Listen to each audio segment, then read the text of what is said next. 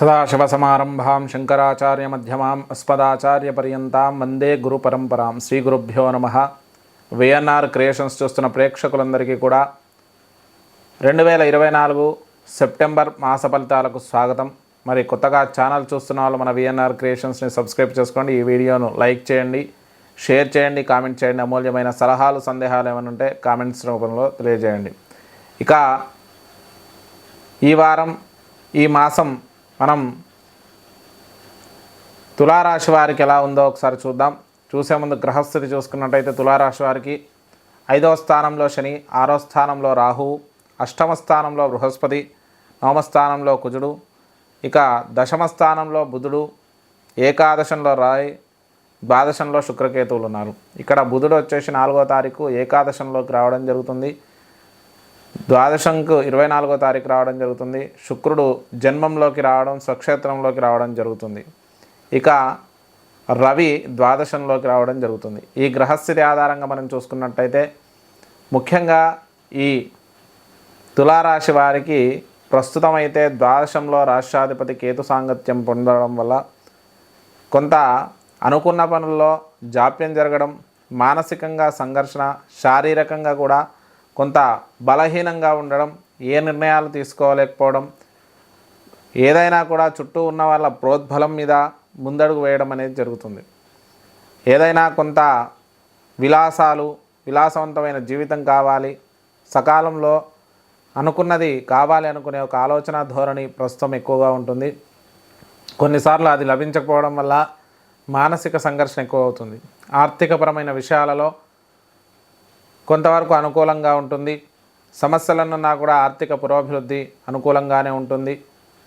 కుటుంబపరమైన విషయాలలో శుభకార్యాలలో పాల్గొంటారు. కుటుంబంలోని దగ్గర వ్యక్తులకు అనారోగ్య సమస్యలు, స్థిరాస్తుల విషయంలో కోర్టు వ్యవహారాలను ఎదుర్కోవాల్సి రావడం, ఏదో రకమ సమస్యను ఎదుర్కోవడం అనేది మనం గమనించవచ్చు. స్థలాలు కొనడం, గృహ నిర్మాణాలు చేపట్టడం, వాహనాల కొనుగోలు ఇవన్నీ కూడా అనుకూలించే అవకాశం మనకు ఎక్కువగా సూచిస్తుంది. దగ్గర బంధువుల నుంచి కొంత స్థిరాస్తుల విషయంలో చిన్న చిన్న సమస్యలు ఎదురయ్యే అవకాశం ఉంది. వాహనాలు కొనుగోలు చేసే అవకాశం కూడా ఎక్కువగా సూచిస్తుంది. విద్యార్థులకైతే మంచి అభివృద్ధి కాలంగా చెప్పుకోవచ్చు. సాంకేతిక విద్య అభ్యసించేవారు, రక్షణ రంగాలకు సంబంధించిన విద్యార్థులు, ఇక అనేక రంగాలకు సంబంధించిన విద్యార్థులు కూడా విశేషమైనటువంటి అభివృద్ధిని కనబరుస్తారు. మంచి విజయాలను దక్కించుకునే అవకాశం ఉంది. సంతానం విషయంలో కూడా శుభవార్తలు వింటారు. సంతాన అభివృద్ధిని మీరు కొంతవరకు చూడగలుగుతారు. రుణాలు కొంతవరకు తీర్చే అవకాశం ఉంది. ఆరోగ్యపరంగా కొన్ని రుణాలు తీసుకోవాల్సి రావడం, అలాగే రుణాల వల్ల చికాకులు కొంతవరకు కలిగే అవకాశం ఎక్కువగా సూచిస్తుంది. శత్రుబాధ కొద్దిగా ఎక్కువగా ఉంటుంది చుట్టూ ఉన్న వాళ్ళ నుంచి. అలాగే ఊహించని వ్యక్తుల నుంచి కొంత శత్రుత్వం పెరిగే అవకాశం ఉంది. ఆ విషయంలో తగు జాగ్రత్తలు వహించండి. భార్యాభర్తల మధ్య అనుకూల వాతావరణం ఉంటుంది. ఒకరి నుంచి ఒకరికి సహాయ సహకారాలు అందడం, శుభకార్యాల్లో పాల్గొనడం, ఇక కుటుంబంలో సమస్యల నుంచి కొంత దూరంగా ఉండడం అనేది మనం గమనించవచ్చు. ఆరోగ్యపరంగా చూసుకున్నట్టయితే అష్టమాధిపతి అయినటువంటి శుక్రుడు ద్వాదశంలో కేతు సాంగత్యం ఉండడం వల్ల షుగర్ లాంటి దీర్ఘకాలిక వ్యాధుల వల్ల కొంత ఇబ్బంది కలిగే అవకాశం ఉంది. వైరల్ ఇన్ఫెక్షన్స్ వల్ల కొంత ఆరోగ్య సమస్యలకు తలెత్తే అవకాశం ఉంది. ఆ విషయంలో తగు జాగ్రత్తలు వహించండి.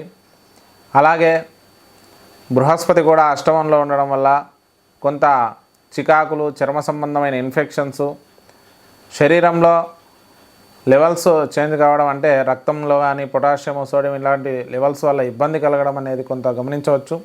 ఆరోగ్య విషయంలో తగు జాగ్రత్తలు వహించండి. తల్లిదండ్రుల నుంచి కొంత సహకారం అనేది లభిస్తుంది. స్థిరాస్తుల విషయంలో కూడా కొంత తల్లిదండ్రుల అనుకూలత లభించే అవకాశం ఎక్కువగా ఉంది. ధార్మిక చింతన, దేవాలయ దర్శనాలు, దూర ప్రాంత ప్రయాణాలు చేసే అవకాశం ఉంది. ఉద్యోగపరంగా చూసుకున్నట్టయితే మంచి అభివృద్ధి కాలంగా చెప్పుకోవచ్చు. కొత్త ఉద్యోగ ప్రయత్నాలు అనుకూలిస్తాయి. ప్రమోషన్లు, స్థానచలనాలు కూడా కలిగే అవకాశం ఉంది. విదేశీ ఉద్యోగ ప్రయత్నాలు కూడా అనుకూలిస్తాయి. అలాగే రాజకీయ నాయకులకు మంచి విజయాలు దక్కినప్పటికీ కూడా ఊహించని ఫలితాలు అయితే వస్తాయి. ఏదో రకమైన చికాకులు రాజకీయ నాయకులకు కలిగే అవకాశం ఉంది. సినీ రంగాల వారికి కూడా మిశ్రమ ఫలితాలు గోచరిస్తున్నాయి. ఆశించినంత గొప్ప విజయాలు దక్కకపోవచ్చు. ఇక వ్యాపార వ్యవసాయ రంగాలకు కూడా కొంత సామాన్య ఫలితాలు మిశ్రమ ఫలితాలు గోచరిస్తున్నాయి. విద్యారంగానికి సంబంధించి ఇంకా అనేక రంగాలకు సంబంధించిన వారికి వారి యొక్క ఆర్థిక లోటు అనేది కొంత ఏర్పడే అవకాశం మనకు సూచిస్తుంది. ఇక ఆకస్మిక ధనలాభాలు ఉన్నప్పటికీ కూడా ఖర్చులు అధికంగా ఉండడం అనేది గమనించవచ్చు.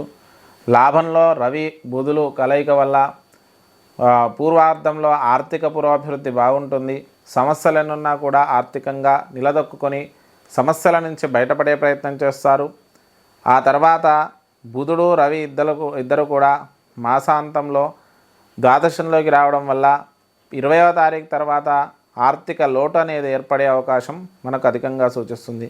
ఊహించని ధనవ్యయాలు, ఖర్చులు, చికాకులు ఇవన్నీ కూడా మాసాంతంలో కలిగే అవకాశం ఉంది.